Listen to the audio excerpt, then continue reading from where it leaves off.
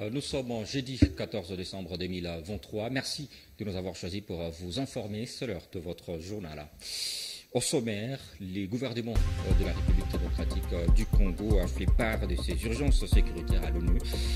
Pour Kinshasa, la priorité reste la fin de la guerre d'agression rwandaise et les transferts des compétences avant le départ de la MONUSCO. On en parle en début de ce journal. Et puis, à 6 jours des élections générales en RDC, Denis Kadima apaise les esprits. Il y aura bel et bien au scrutin ce 20 décembre. C'est ce qu'il a encore affirmé hier devant une délégation de la SADC. Encore une fois, bienvenue de partout. Vous regardez la chaîne à grande vision.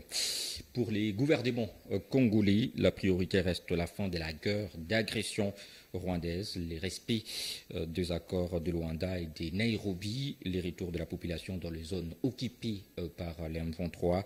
Quant au renouvellement du mandat de la MONUSCO d'une année, la RDC demande le transfert des compétences dans tous les secteurs. Ces exigences ou ces priorités ont été faites part, bien sûr, au Conseil de sécurité de l'ONU. La priorité et l'urgence en ce moment pour la République démocratique du Congo en matière sécuritaire sont la fin de l'agression rwandaise et le retrait de ses troupes du Nord Kivu, l'éradication des groupes armés terroristes au Congo, dont le M23, le retour des populations déplacées à leur domicile, la restauration de l'autorité de l'État congolais dans les territoires occupés par le M23 et la mise en œuvre du programme de désarmement, démobilisation, relèvement communautaire et stabilisation PDDRCS, en un mot, la restauration de la paix et de la sécurité dans tout le pays. Monsieur le Président, concernant le renouvellement du mandat de la MONUSCO, mon gouvernement vient de faire preuve de flexibilité en acceptant l'idée d'une année de plus pour appliquer le plan commun de désengagement.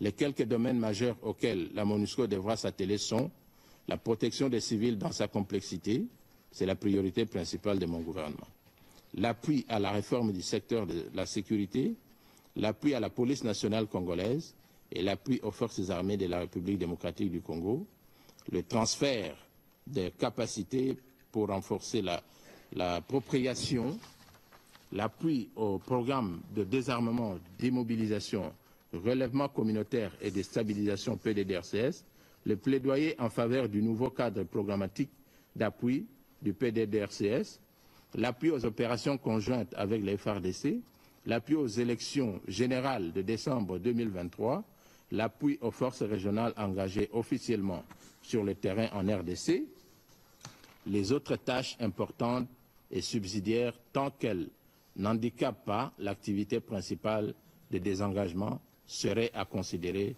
pour ce mandat. La fin de cette guerre menée par l'M23, soutenue par Kigali, en cette guerre qui fait déjà de millions de déplacés dans la partie est de la République démocratique du Congo et qui est à la base de la perturbation même du processus électoral. Certains territoires du Nord Kivu, dont les Massissi et les Rutshuru, ne participeront pas au vote fixé au 20 décembre prochain. En République démocratique du Congo, dans presque une semaine, au moins 44 millions d'électeurs seront appelés aux urnes pour les élections présidentielles, législatives et locales. La Commission électorale nationale indépendante, à lors d'un point de presse tenu mardi 12 décembre 2023, fait savoir que le vote n'aura pas lieu dans les localités des Rutshuru et Massissi dans la province du Nord Kivu. Théâtre d'affrontements entre l'armée et le rebelle du M23. Les violences qui ont obligé plus de 500 000 personnes à quitter leurs habitations, selon la coordination humanitaire des Nations Unies. À Rutshuru, plus ou moins 10% des électeurs sont fait enrôler et les conditions ne sont pas réunies pour ouvrir les bureaux de vote. À Massissi, a déclaré le chargé des questions juridiques et du contentieux à la Commission électorale nationale indépendante au Nord Kivu. À Rutshuru, on a enrôlé plus ou moins 10% des électeurs attendus, n'est-ce pas? Et on n'a pas de candidats. Donc les conditions ne sont pas réunies pour qu'on ouvre les bureaux de vote. À Massissi, je crois que c'est à 1% à peu près. Pour le reste, la commission électorale est confiante. Les votes auront lieu dans le Nord Kivu, mais pas pour les déplacés de guerre sans nul doute. C'est plus d'1 million de citoyens qui seront des votes. Selon l'international, Crisis Group a rassuré la même source. Le matériel ira dans les sites de vote. Et donc, quelqu'un ne peut pas vous dire qu'est-ce qui manque. Non, non, non. C'est dire, nous y allons progressivement. Sinon, tout est là, soyez rassurés. Le 20, nous allons voter.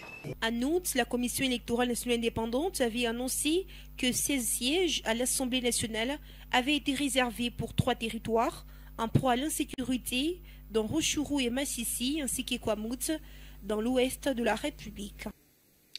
C'était là les explications de Ruth Koutemba. Pendant ce temps, on s'approche davantage de la date butoir fixée pour la tenue du scrutin. C'est 20 décembre. Nous sommes à quelques jours, 6 jours seulement, nous séparent de ces grands événements. Déjà, le président de la CENI, Denis Kadima, s'est entretenu avec une délégation de la mission exploratoire du Forum de commissions électorales de la SADC, conduite par Dr Juge Tifundu.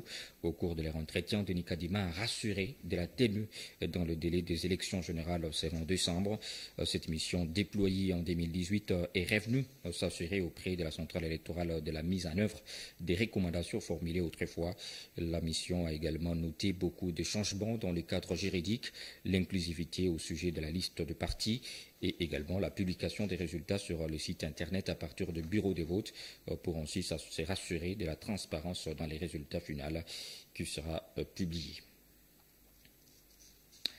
Et puis, à défaut de l'affichage de listes électorales par bureau des votes, la CENI a depuis quelques jours mis en place une application CENI RDC mobile pour ainsi favoriser la consultation des listes électorales à partir de son portable dans un pays où seulement 17% d'habitants ont accès à Internet. Quel serait l'impact de cette plateforme numérique? Peut-elle compenser l'affichage physique? Les tentatives de réponse, c'est dans ces récits. La CENI devait en principe afficher les listes électorales 15 jours avant la tenue des élections. Le principe n'a pas été respecté. La centrale électorale évoque un problème d'espace. Les listes sont nombreuses et donc impossible de toutes les afficher. Pour contourner cet obstacle, la CENI a fait recours au numérique. Une application a été créée, CENI Mobile RDC, pouvant faciliter la consultation en ligne des listes par les électeurs. Environ 44 millions de Congolais sont censés être aux urnes le 20 décembre, mais la majorité ignore encore s'ils sont ou pas repris sur le fichier électoral afin d'être autorisés à voter. Suivant les dernières statistiques, seulement 17,6% de la population globale a accès à Internet en RDC. Avec ces chiffres, l'application CENI Mobile RDC risque de ne pas connaître d'engouement. Dans un pays où l'accès à Internet demeure un luxe, l'impact de cette plateforme numérique s'avère minime. L'affichage des listes électorales joue un grand rôle, notamment dans la surveillance du processus. Les observateurs nationaux et internationaux doivent s'y appuyer pour leurs différents rapports. Ces listes électorales permettent aussi à ceux qui sont omis du fichier d'avoir une idée et ainsi prévenir des possibles troubles le jour du scrutin. Malheureusement, cela ne sera pas. La CENI devait en principe afficher les listes électorales 15 jours avant la tenue. On va changer de chapitre à présent pour parler de la santé, direction la province du Nord Kivu, où a eu lieu le lancement de la campagne de vaccination contre les choléra dans cette province, la région la plus frappée par la maladie en RDC. La population de Goma est ainsi appelée à se faire vacciner massivement pour une bonne couverture maximale. La stratégie du porte-à-porte a été adoptée. La campagne ira jusqu'au 15, soit demain, vendredi. Les données disponibles au Bureau du Programme national d'élimination du choléra et de lutte contre les maladies diarrhéiques en RDC, le Nord Kivu est classé comme étant la première province atteinte du choléra, avec un cumul de 42 099 cas notifiés en 2023, parmi lesquels 373 décès, soit 66,2%. Il s'ensuit donc qu'autant nous sommes les plus affectés par le choléra, autant nous devons être les plus motivés à nous prémunir contre la maladie précitée. Les moyens les plus rassurants de cette prévention étant l'assainissement de nos milieux, tant des vies que professionnelles, ainsi que la vaccination. dans l'actualité également ici à Lubumbashi, la campagne électorale se poursuit. Billy Makela a été bien sûr à la rencontre de quelques femmes du marché Caravia. Avec elle, il a discuté notamment sur le projet de société. Il a expliqué à ces femmes, à ces femmes qui constituent son électorat, le pourquoi de porter leur choix sur son ticket. On va faire le point avec Boniface Munga qui a été sur place.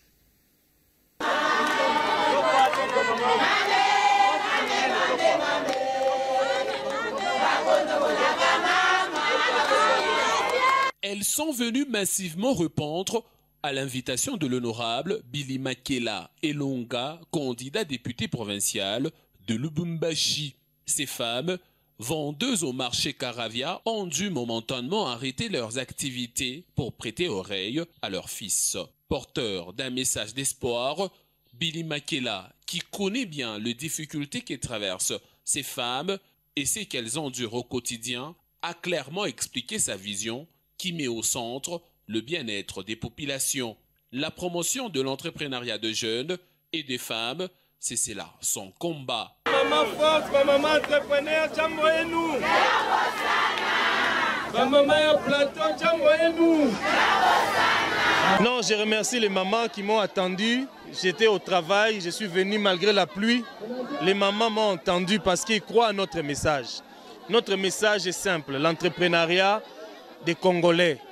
L'entrepreneuriat, c'est quoi? C'est ce que les mamans font déjà. Les enfants sont malades ou pas, ils sont debout le matin pour vendre, pour nourrir leur famille.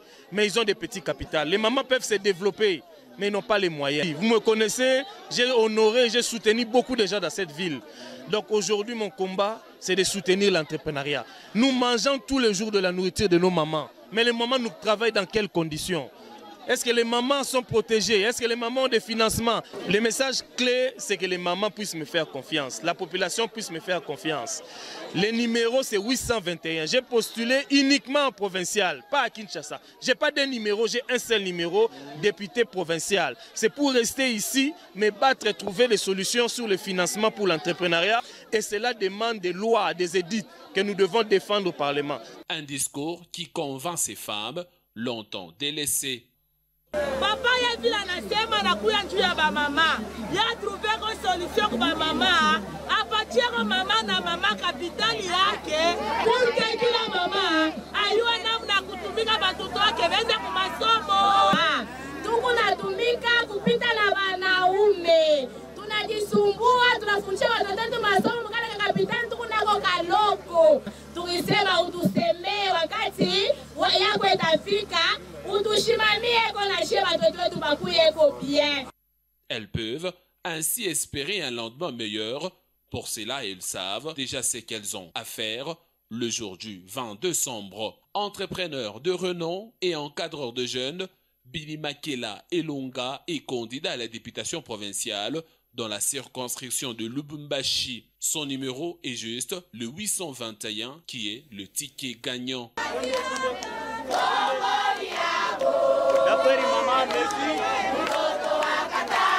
Un reportage de Boniface Munga et Patient et Kabamba. On reste à Lubumbashi pour parler cette fois-ci de la société. Les bourgmestres de la commune de Lubumbashi, Nathan Musonda Limbalimba, a répondu aux questions de journalistes. C'était mercredi 13 décembre. Il est revenu notamment sur le bilan de sa gestion 11 mois après la prise officielle de ses fonctions. Gloria Mpanga. Le bourgmestre de la commune de Lubumbashi, Nathan Musonda Lembalemba, a été devant la presse ce mercredi. Une occasion pour lui de faire le point du bilan de sa gestion depuis sa prise des fonctions près d'un an à la tête de cette commune. Il est revenu sur ses réalisations, notamment l'amélioration des conditions socio-économiques du personnel de son entité. Une avancée significative.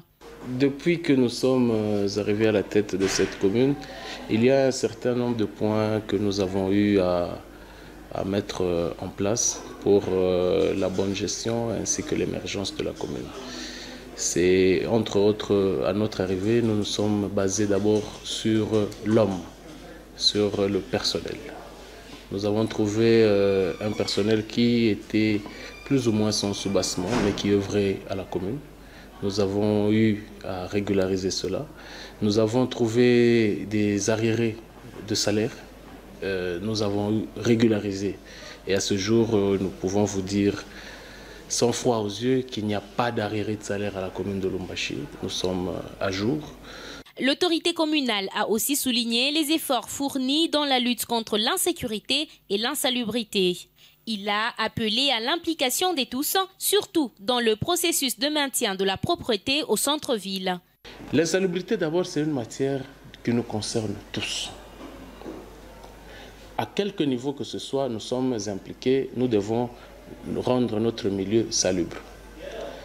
Ce qu'il faudrait retenir, c'est qu'au niveau de la commune, nous avons une brigade d'assainissement. Nous avons plus de 100 agents. Plus de 100 agents d'assainissement qui se mettent à pied d'œuvre tous les jours. Mais il faudrait dire que sur cette question de l'insalubrité, j'ai commencé par dire que ça nous concerne tous. Bénéficiaire de la redevance minière, la commune connaît à ce jour la réhabilitation interbattue de certaines routes pour faciliter la circulation des personnes et des automobiles. Le bourgmestre Nathan Musonda annonce dès l'année prochaine le lancement du projet de construction d'un nouveau bâtiment communal à la taille de son entité, qui est la commune miroir de la ville de Lubumbashi. Pour rappel, c'est depuis novembre 2022 que Nathan Musonda Lemba a été nommé bourgmestre de la commune de Lubumbashi. Il a officiellement pris ses fonctions en janvier 2023. Et c'est par là que se réfère complètement ces journaux de la mi-journée sur la chaîne à Grande Vision. Mais d'abord, les rappels des titres. Le gouvernement congolais a fait part de ses urgences sécuritaires à l'ONU. Pour Kinshasa, la priorité reste avant tout la fin de la guerre d'agression rwandaise et les transferts des compétences avant le départ de la MONUSCO. À ce jour des élections générales en RDC, Denis Kadima apaise les esprits. Il y aura bel et bien élection ce 20 décembre. C'est ce qu'il a affirmé hier devant une délégation de la SADC. Messieurs et dames, merci d'avoir été avec nous tout au long de ces journaux. On se fixe rendez-vous très prochainement.